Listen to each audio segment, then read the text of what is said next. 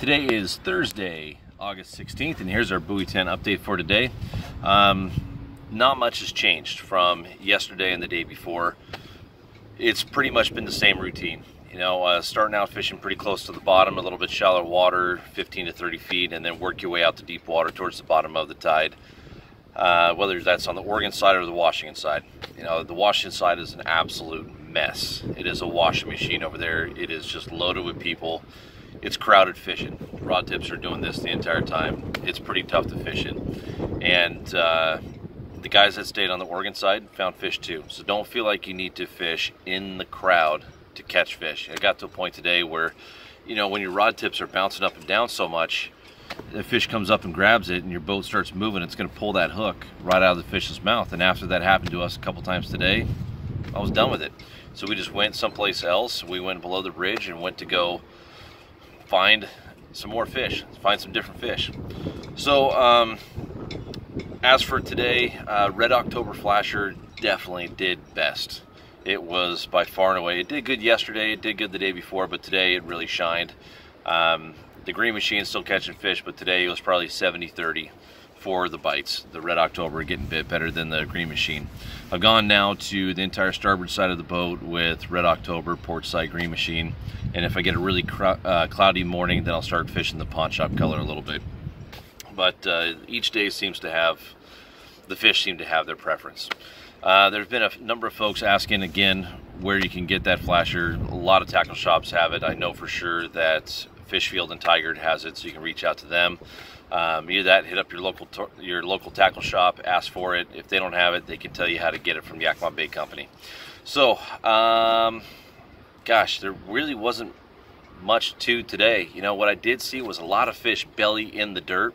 In fact, we were out there trolling in 40-45 feet of water, and I was marking a ton of fish right on the bottom, belly in the dirt. So we started letting our lines out to 80 to 100 on the line counter to make sure that they're tapping and working right in front of those fish. Couldn't get them to bite. It's driving me nuts. Usually in years past, whether it's 15 feet of water or 50 feet of water, if I'm marking fish and I know I can put a line on their nose, typically I can get them to bite. Not the case so far here the last few days. It's been pretty frustrating, honestly. When there's no fish on the graph, I get bit. When there's fish on the graph, I can't get them to chew. So what that means is that we just need to keep on covering water. We need to cover ground until we find the fish that are willing to bite. What we ended up doing when I was marking all those fish in 40-50 feet of water and they weren't chewing, I finally said, screw it, bring them back up shallow. We're fishing middle of the water column, and the shallowest rod, there's a nice 20-pound upriver bright. So sometimes it's not just a matter of finding where the fish are, but once you find those fish, then you need to determine which group or which part of the water column the fish are willing to bite. So just because you found them in a certain area, and again, I was marking dozens of fish down on the bottom, those fish were not biting.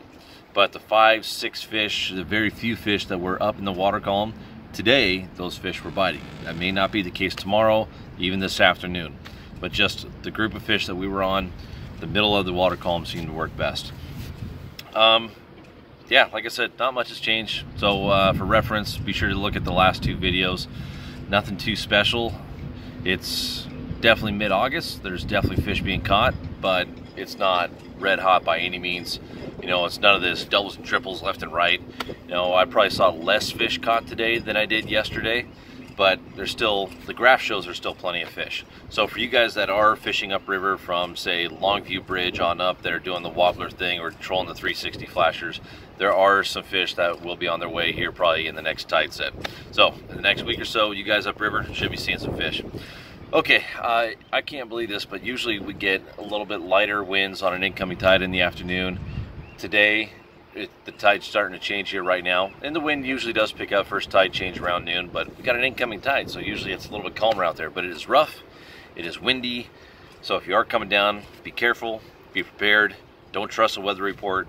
Dress in all your layers, bring rain gear regardless of what the weather report says. Wear your life jackets if you're in smaller boats or if it's a little bit lumpy out there. That washing machine on the washing side, it's brutal. It is pretty miserable. And I saw a couple really small boats, rafts, little 14-footers out there that were getting tossed around pretty good.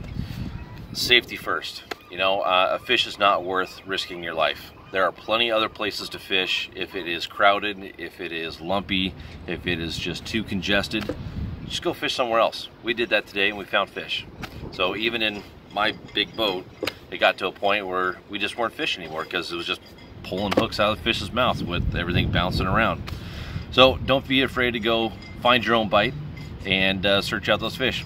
All right, guys, I need to go get ready to host the NSIA Buoy 10 fishing tournament. So I need to go back, shower up, and get ready for that. We'll see you guys tomorrow. Later.